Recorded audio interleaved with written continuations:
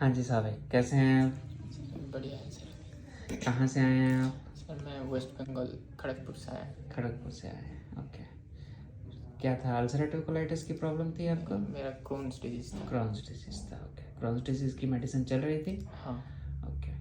तो क्रॉन्स डिजीज़ के कारण लोगों ने बोल दिया था कि ये फिस्टुला शायद ठीक ही नहीं ठीक नहीं होगा। होगा। हाँ, तो फिर क्या किया था आपने उसके लिए? दवाइयाँ खा के ही चला रहे थे? नहीं, मेरा एक इंजेक्शन स्टार्ट हुआ था एडालुमम करके बायोलॉजिक्स। तो 2 साल चला। 2 साल जब वो चल रहा था तो बाहर से काफ़ी हील हो गया था जो फिस्टुला था। लेकिन वो 1 साल बाद बार बार एब्सेस बन जाता था। तो 1-2 महीने का एंटीबायोटिक ले लेता था तो बाहर से फिर से क्लोज होता था। लेकिन जब लास्ट हुआ 2023 अक्टूबर में शायद, तो वो 3 महीने एंटीबायोटिक खाने के बाद भी इस बार ठीक नहीं हुआ।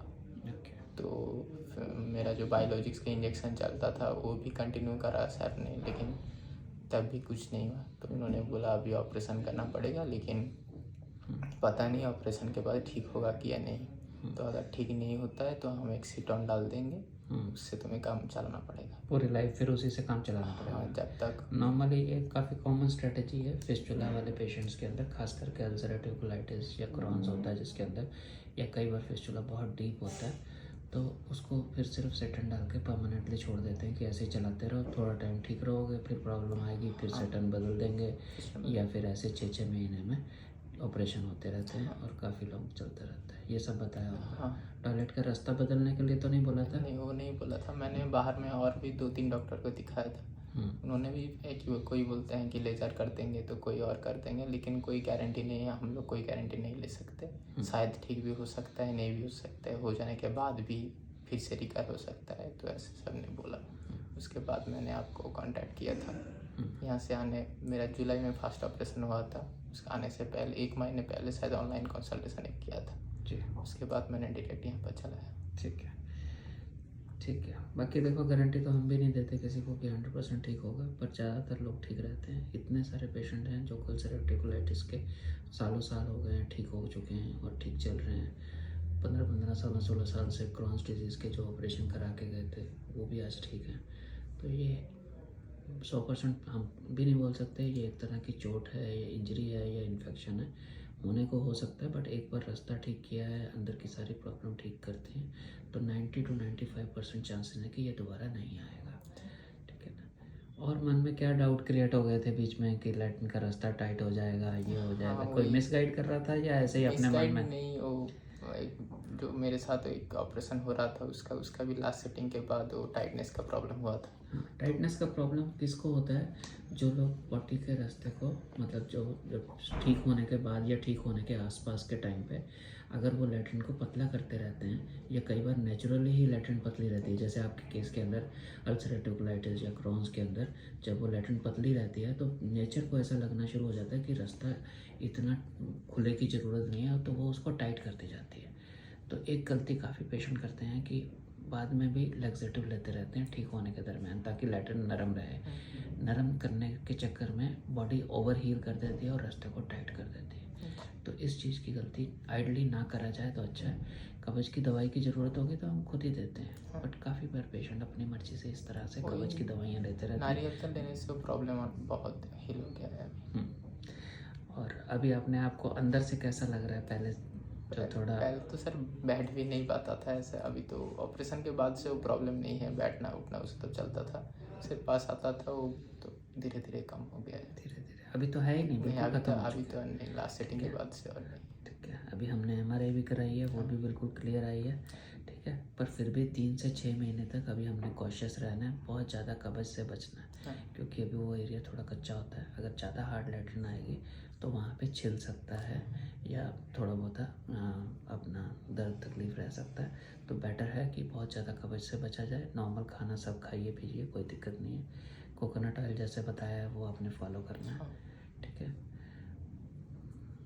और कुछ बात बताना चाहते हैं किसी को, दूसरे को, या आसपास कई बार लोग डिस्प्रेस भी कर देते हैं, आपको ऐसा हुआ था?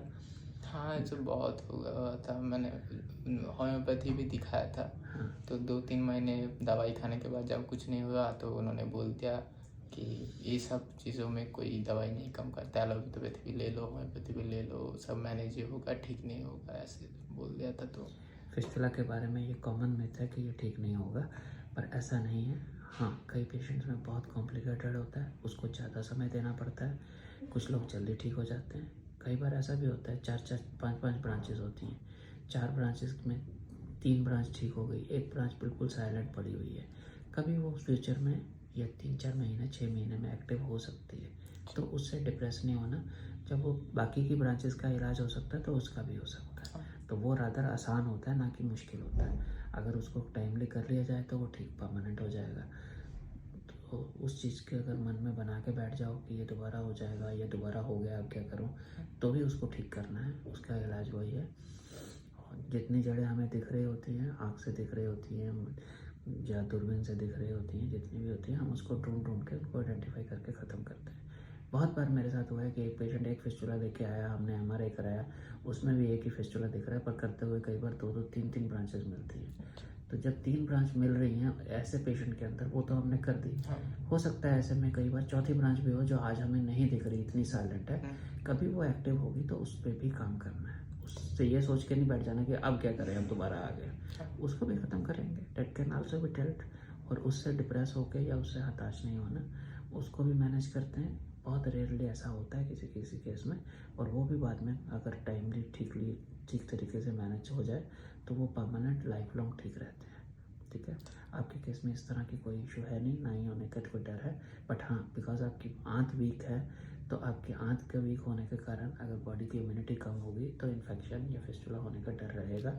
बट ये सोच कर हम कि इलाज दोबारा होने का डर है, इलाज ना करें, ये बहुत बड़ा गलत काम है। बार बार एब्सेस हो जाता है, पता मतलब गैस्ट्रो जो डॉक्टर थे उनको पूछता था तो कहते थे तुम्हारा क्रोन्स है, इसलिए इन्फेक्शन ज़्यादा हो जाता है। क्रॉन्स के अंदर क्रॉन्स डिजीज़ की आइडेंटिफिकेशन ही ऐसे ही होती है कि मल्टीपल अल्सरेशन होती हैं एनस के अराउंड, प्लस इंटेस्टाइन की प्रॉब्लम रहती है, खाने पीने में पचना, लूज मोशन, ब्लड आना, मेरा पहले से कोई लूज मोशन का कभी कोई प्रॉब्लम नहीं था। मुझे जैसे भूख नहीं लगता था। मेरा जो प्रॉब्लम स्टार्टिंग में हुआ था नीचे से, लैट्रिन के रास्ते, वहाँ से स्टार्टिंग हुआ था। पेट में उतना दर्द फात उतना कुछ नहीं था मेरा पहले। हाँ, तो अब बोलो जैसे अब हमने सारी जो ये नीचे को ठीक किया है, तो इसके बाद क्रॉन्स की दवाइयाँ भी बंद हो गई हैं शायद आपकी। 2 महीने से मैं कोई दवाई नहीं ले रहा हूँ, लेकिन तब भी सभी बढ़िया सब चीज़ें ठीक है। अभी स्टूल की जो लिक्विड रह रहा था या थोड़ा अजीब रह रहा था, ठीक हो गया। तो ऐसा तो नहीं है कि ज़्यादा होम्योपैथिक आयुर्वेदिक खाने के कारण लैट्रिन ऐसी हो गई थी और उसको क्रॉन्स में समझ लिया गया था? पता नहीं, हो सकता है ऐसा भी होता है। बट हाँ, क्रॉन्स के अंदर भी वैक्सिंग एंड वेनिंग कोर्सेज होते हैं, बीच बीच में वो क्रॉन्स एक्टिव हो जाती है, कई बार वो साइलेंट हो जाती है। तो हम उसको मतलब देयर इज़ चांस कि शायद क्रॉन्स रहे ही ना, बट देयर इज़ चांस कि वो एक्टिव होगी। तो उसका जो जेन्युइन इलाज है, जो उसका तरीका है, अलग अलग तरह के आपको तो अब सब पता है, वो फॉलो करना है। ठीक है, बहुत सारे पेशेंट टीबी बोल के दवाई खा के आते हैं, फिस्टुला तब भी ठीक नहीं हो जाता। कई बार हम फिस्टुला पे काम करते हैं, वो ठीक हो जाता है और बाद में टीबी की दवाई भी नहीं खानी पड़ती। मुझे तो क्रॉन्स की दवाई के साथ साथ वो टीबी का भी दवाई चलाते थे। अच्छा, आपको वो भी दिया था? हाँ, वो INH करके कुछ होगा, वो दिया था, वो जो इंजेक्शन चलता था सर। रीज़न क्या था उसका, इस फिस्टुला के कारण? नहीं, वो जो बायोलॉजिक्स चलता था उसके वजह से शायद टीबी वो पार्ट ऑफ ट्रीटमेंट है। कई बार हाँ, टीबी का डर होता है कि हाँ भाई इम्यूनिटी आपकी कम हो रही है वो दवाइयों से, तो आपको कहीं टीबी ना हो जाए, इसलिए दिया होगा। ठीक है, वो सब चीज़ें अलग हैं। ठीक है, बाकी आपने पॉजिटिव रहना है। नॉर्मली मैं पेशेंट का नंबर हमेशा देने की कोशिश करता हूँ, बट काफ़ी बार ना आजकल लोग अपनी इनसिक्योरिटी, अपने डाउट्स के चक्कर में आपको भी परेशान करना शुरू कर देते हैं। तो वो अब डाउटफुल तुम हो, तुम बीमार हो, समझ आती है। अब जो ठीक हो गया है या जो जिनका इलाज चल रहा है, अगर उनके साथ गलत तरह से मतलब अपने आप को, अपने डर को, अपने फेयर्स भी उनके ऊपर डाल दोगे कि मुझे ये हो जाएगा, मुझे वो हो जाएगा, इतनी डिस्कशंस करना कई बार हार्मफुल हो जाता है। इसलिए मैं आपका नंबर नहीं ले रहा। नॉर्मली मैं नंबर शेयर करवाता हूँ, पर मुझे ऐसा लगता है कि ये अगर कोई मिसयूज़ करके आपको मिसगाइड करे, उससे अच्छा कि बेटर है कि वो लोग आपकी स्टोरी से अगर जिसको समझना है वो समझ लेगा, जो मूर्ख होगा वो अपने हिसाब से अपना जीवन बिताएगा। ठीक है, आपने पॉजिटिव रहना है, आपने ठीक रहना है, वो सबसे इम्पोर्टेंट है। ठीक है, एंड आपने ठीक ही रहना है। बाकी अगर कुछ छोटी मोटी दिक्कत आएगी, date can be managed any time. जब इतनी क्रिटिकल सिचुएशन से आप निकल आए हो तो वैसे तो चांस ही नहीं है कि दोबारा आए कोई दिक्कत, बट अगर आएगी भी तो date can be easily manage. Second thing, too much constipation से बचना है, बहुत ज़्यादा फालतू के परहेज नहीं करने, बहुत ज़्यादा फाइबर या एक्सपेरिमेंटेशन नहीं करनी है अपने डाइट के साथ कि कोई ये बोल देगा ये भी बंद कर दो वो भी बंद कर दो, सब बंद नहीं करना। हाँ, जो चीज़ नहीं सूट करती वो बंद करनी है, ठीक। और खाना सब है, रोटी सब्जी दाल चावल अभी भी खा ही रहे हैं सब? हाँ, सभी खाते हैं। ठीक है। वेज नॉन वेज भी खा लेते हैं? हाँ, फिश वगैरह भी खा सिर्फ वो लेते हैं? दूध का प्रोडक्ट्स छोड़ के बाकी सभी। ठीक है। हाँ, दूध आपको सूट नहीं करता इसलिए बंद करना है, अदरवाइज दूध भी मना नहीं रहता। ठीक है। ठीक है। एंड एंजाइम जो मैंने दिए हैं, अगर डाइजेशन कम रहती है तो वो खा लेना है, नहीं तो वो भी ज़रूरत नहीं है, ग्रेजुअली सब बंद करना है। जनरल हेल्थ के लिए थोड़ी सी फिजिकल एक्टिविटी ज़रूरी है, वो करेंगे तो आपकी जनरल हेल्थ भी अच्छी रहेगी और परमानेंट ठीक रहोगे। Not only general, physical mental सब हेल्थ को वो इम्प्रूव करती है थोड़ी exercise, if you can do it. और यंग एज है, आपको ज़रूर करना चाहिए। कुछ और लोगों को गाइड करना चाहते हो? यू आर सो यंग, पर उसमें आपने इतना सफ़र किया तो उसके बाद कुछ कंक्लूड, कुछ चीज़ें समझ भी आई होंगी कि किस तरह से लोग मिसगाइड भी करते हैं और कैसे आपने फाइट किया ये सारी सिचुएशन को।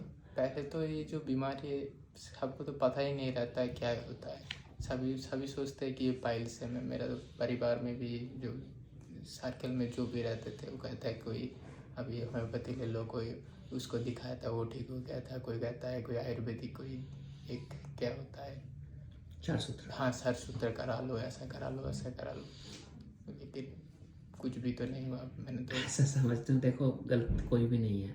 होम्योपैथिक आयुर्वेदिक में काफ़ी वो परहेज दे देते हैं, उससे टेम्परेली थोड़ा ठीक हो जाता है, पर वो जो सिंपल पाइल्स है वो तो ठीक हो जाएगी, पर जो फिशर से फिस्टुला बनना शुरू हो गया है या आगे की स्टेज में चलेगा वो नहीं ठीक होंगे, वो सिर्फ आपको सिम्टोमेटिक रिलीफ मिलेगा। क्षारसूत्रा बहुत अच्छा ट्रीटमेंट है, पर बड़ा मुश्किल ट्रीटमेंट, सब लोग कर भी नहीं पाते, इसकी जानकारी भी बहुत कम लोगों को है और करवाना भी बड़ा मुश्किल होता है, आमतौर पर पेशेंट नहीं करवा पाता। और बाई चांस उस दरमियान आपका दर्द हो रही है, तकलीफ़ हो रही है, आप झेल ही नहीं पा रहे, कुछ और गड़बड़ हो जाए तो अलग प्रॉब्लम।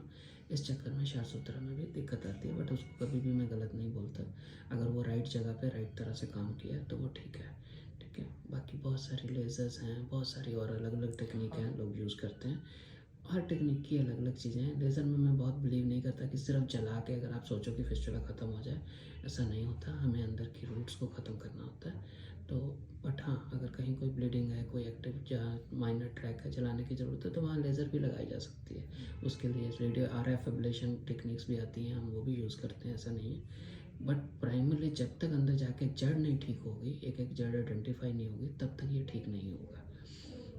तो इसके तरीके तो बहुत हैं, कई टेक्निक्स हैं। कई बार अंदर से बाहर लेज़र लगा दी, अंदर ओपनिंग को बांध दिया, कई बार अंदर टॉयलेट के रास्ते से या सारे के सारे फिस्टुला को कई लोग खोल के रेगुलर ड्रेसिंग करते रहते हैं, वो सब तरीके भी हैं। बट उन सब के अंदर चांसेस रहते हैं कि possibility of recurrence is high. तो वो सब जब रिकरेंसेस सब चीज़ें हमने देखी तो ग्रेजुअली वी डिसाइडेड कि हमको पूरे के पूरे को अंदर से रिकन्स्ट्रक्ट करते बना के आना है। जब वो बना के आएंगे तो हमें पूरा पता है कि ये अच्छे से ठीक हो जाएगा।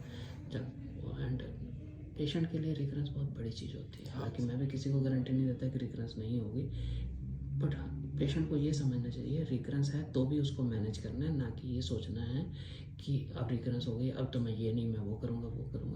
What path is correcting you, जिस चीज़ ने आपको इतना ठीक किया है वो आपको बाकी का भी ठीक कर देगी। ये चीज़ को समझना है, ये बीमारी ऐसी है।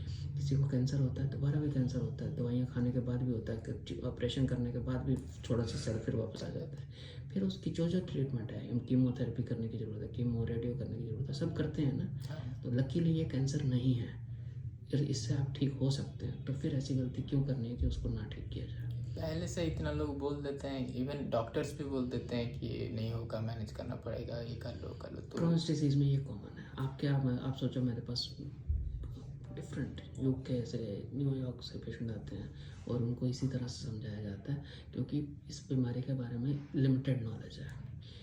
वन इज़ डैट, सेकेंडली ठीक कर हो ही नहीं पाते लोग, चल रहे हैं, या आप जिससे मिलोगे हर चौथा बंदा ठीक ही नहीं हो रहा। तो ये बेसिकली जो फ़ोन नंबर जो हम देते थे, इसीलिए देते थे कि लोगों की हेल्प हो सके, बता सके कि भाई ठीक हो गए हैं और हम भी ठीक हुए हैं, तुम भी ठीक हो जाओगे।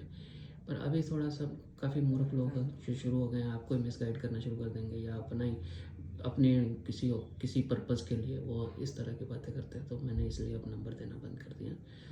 डेफिनेटली कुछ लोगों को बुरा लगेगा, बट मुझे लगता है कि अगर ये आपको हार्म कर रहा है तो उसका फ़ायदा नहीं है। जिसको जितनी गाइडेंस चाहिए वो इस इतने इन्फॉर्मेशन से भी ले सकता है, ठीक है ना। इससे ज़्यादा अगर कोई अभी आपको किसी ने मिसगाइड कर दिया था, नहीं जी आपका टाइट हो जाएगा, ये हो जाएगा, हुआ टाइट? कुछ भी नहीं टाइट। आपको आपके मन में डाउट डाल दिया, हालांकि आपको कुछ है ही नहीं, बट आपके लिए डाउट तो क्रिएट कर दिया, और वो डाउट से आप परेशान रहोगे मेरा टाइट हो जाएगा।